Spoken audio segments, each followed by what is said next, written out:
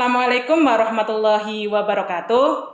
Halo sahabat pesona, dimanapun Anda berada. Apa kabar Anda hari ini? Semoga senantiasa dalam lindungan Allah Subhanahu wa Ta'ala ya. Alhamdulillah, pada kesempatan kali ini saya Fernanda Safitri bisa menyapa sobat pesona semua dalam acara edukasi dan sharing informasi podcast Pengadilan Agama Purwodadi episode ke-10. Pada episode kali ini akan mengangkat tema tentang aplikasi e-Court Mahkamah Agung. Kenapa?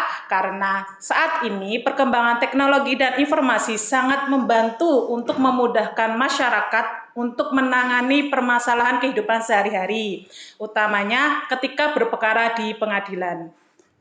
Pada episode ke-10 kali ini, saya telah ditemani oleh Bapak Hakim Pengadilan Agama Purwodadi, Bapak Farhan Munirus Suaidi, Sarjana Agama Magister Hukum.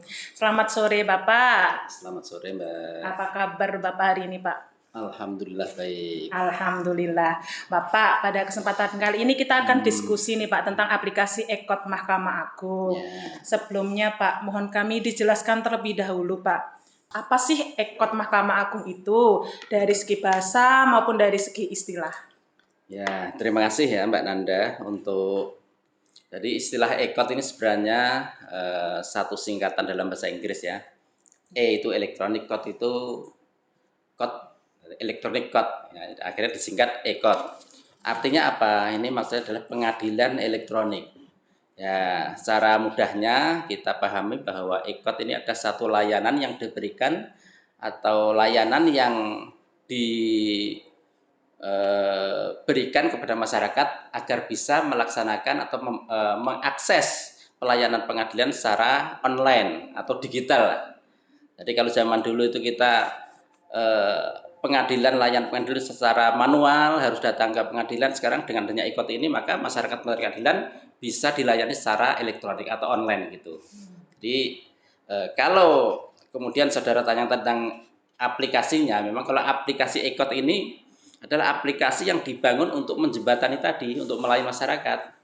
Karena di dalam sistem informasi pengadilan itu banyak sekali aplikasi. Nah, termasuk e-Court ini adalah satu aplikasi dalam sistem informasi pengadilan untuk melayani masyarakat agar bisa berperkara secara online. Karena kita tahu bahwa dengan perkembangan teknologi saat ini ya, bahkan kita beli barang aja lewat HP kita tidak bisa nggak harus keluar rumah Ya, benar. pakai HP, bahkan beli kacang goreng pun bisa. Ya, bisa online ya Pak? Ya bisa online. Nah, salah satu pelayanan dari Mahkamah Agung adalah pelayanan online ini bagi masyarakat dengan cara mendaftar lewat e-Court tadi.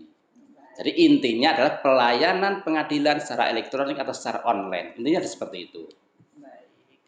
Tadi Bapak jelaskan bahwa ada manual, ada elektronik ya Pak. Ya. Berarti ini ada perbedaan antara online dan offline. Apa saja Pak perbedaan tersebut?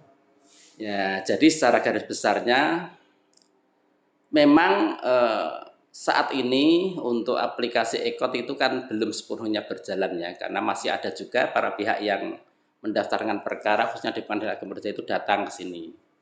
Jadi kalau sidang secara online, mulai dari pendaftaran, kemudian pembayaran, kemudian panggilan, bahkan persidangan bisa dilakukan secara online. Nah, tapi kalau manual, ya istilah manual itu berarti harus datang ke sini.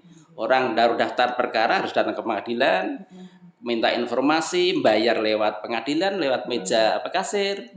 Kemudian nanti panggilannya pun akan dilaksanakan oleh jurusita. Jadi artinya bahwa dengan online ini seluruhnya digital ya, digitalisasi secara online. Jadi artinya seluruh pelayanan pengadilan dilaksanakan secara online.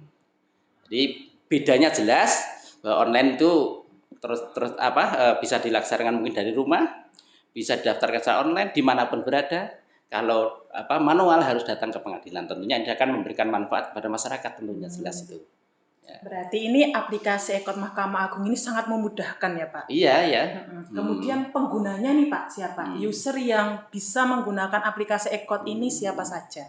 Ya, pada prinsipnya bahwa aplikasi e-Court ini dapat dipakai oleh para pihak. Ya. Semuanya yang berperkara boleh mendaftarkan secara e-Court. Tapi kalau di kategorinya itu di Perma itu disebutkan bahwa pengguna layanan ekot itu ada pengguna terdaftar, yakni biasanya advokat atau kuasa hukum, pengurus ataupun kurator. Kemudian ada pengguna lain dari selain pengguna advokat atau kurator atau pengurus, maka ada istilah pengguna lain. Nah, ini termasuk mungkin para pihak sendiri.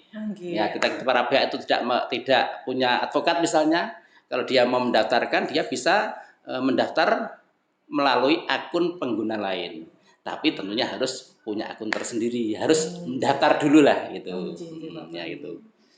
Berarti ini masyarakat umum yang bukan advokat bisa menggunakan aplikasi ekot tersebut nggih, Iya, Pak? bisa. Baik, terus bagaimana nih Pak cara masyarakat umum itu menjadi pengguna lain di aplikasi ekot Mahkamah Agung? Oke, jadi untuk masyarakat umum yang ingin mendaftar pengguna ekot, dia harus datang dulu atau daftar akunnya dulu, harus punya akun. Karena di aplikasi ekot itu kalau tidak punya akun tidak bisa. Bagaimana dia nanti login, harus punya akun. Nah, untuk masyarakat yang bukan advokat atau kurator tadi harus datang ke pengadilan.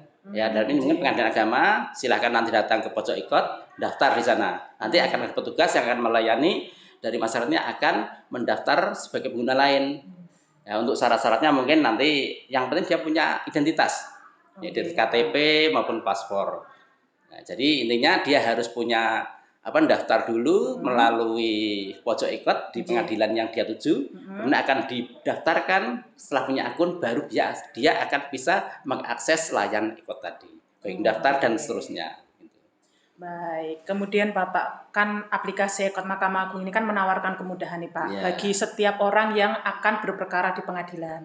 Kemudian layanan apa saja Pak yang ditawarkan aplikasi ekot itu bagi orang yang berminat ke aplikasi ekot Mahkamah Agung ini Pak? Ya, oke. Jadi untuk perkara nih ya, jadi aplikasi ekot ini untuk pelayanan perkara tentunya. Pelayanan perkara bisa dimulai dari pendaftaran. Jadi artinya ketika dia daftar, kalau secara manual dia harus datang ke pengadilan, kalau lewat aplikasi enggak. Ketika dia sudah punya akun, seperti contoh tadi yang pengguna lain dia sudah punya akun, maka dia bisa mendaftar di rumah saja.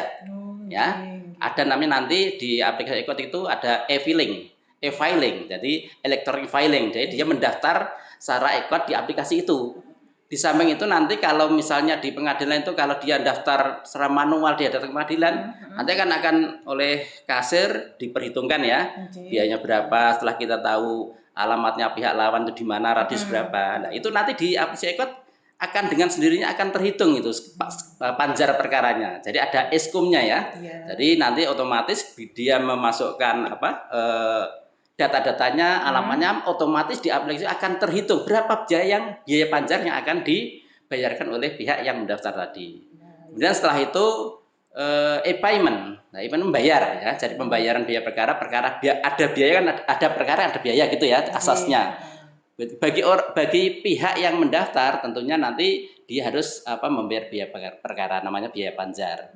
Dengan menggunakan aplikasi ekot ini, maka dia tidak susah-susah lagi datang ke pengadilan. Dia cukup nanti pakai punya mungkin akun di bank atau punya aplikasi e-money atau apa itu, dia begitu nanti akan diperhitungkan dia dapat membayar melalui e-payment tadi. Jadi nanti akan keluar virtual account ya. Kemudian akan misalnya untuk perkara ini dia akan bayar 300 misalnya, maka akan keluar di aplikasi itu virtual account untuk membayar sejumlah yang tertulis dalam panjar biaya tersebut. Nah, jadi pembayarannya otomatis bisa dilaksanakan secara online, intinya gitu. Kemudian di samping itu ada panggilan e-summon namanya. Nah, jadi e-summon itu nanti begitu pihak itu sudah mendaftar, dia akan mendaftarkan akun virtual tadi, sudah bayar, dia akan menerima konfirmasi bahwa sudah terbayar, akan muncul nomor perkaranya. Nah, dari situ kemudian nanti dia sidangnya kapan? Nanti akan dipanggil melalui email yang didaftarkan di aplikasi ekot tersebut. Jadi tidak ada lagi jurusita yang datang, cukup di rumah saja lihat email, nanti ada pemberitahuan notifikasi bahwa yang bersangkutan sidang kapan sudah tahu gitu.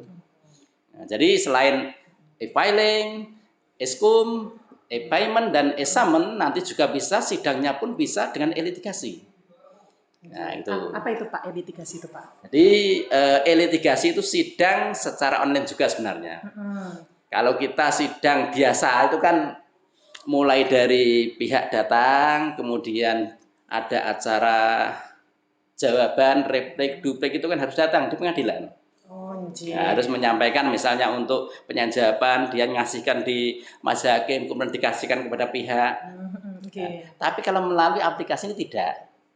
Jadi melalui aplikasi nanti untuk e-litigasinya setelah misalnya untuk perkara di pengadilan akbar jati misalnya ya, perkara apa hutan harta bersama ataupun cerai misalnya, begitu setelah selesai mediasi maka mereka ditawarkan, ya kalau misalnya pihaknya ini pengacara semua misalnya harus pakai ekot, harus Pak. Jadi diharuskan dalam Perma nomor 722 itu ketika pengguna itu mendaftar secara ekot dan pihak lawan juga pengguna terdaftar, maka kewajiban para pihak mengikuti secara e-litigasi. Nah, ini sebenarnya malah nyaman ini. Karena apa? Pihak tidak perlu susah-susah datang ke pengadilan, dia cukup mengupload surat jawaban, mengupload replik dan seterusnya melalui laptop di rumah. Jadi dari seluruh rangkaian tadi, aplikasi ekot ini sebenarnya sangat membantu sekali para pihak. Nah, jadi persidangannya bisa dilaksanakan secara penyampaian loh ya, bukan jadi penyampaian setelah lewat aplikasi ekot tadi. Penyampaian dokumennya ya Iya, Pak? penyampaian dokumen maksudnya. Iya.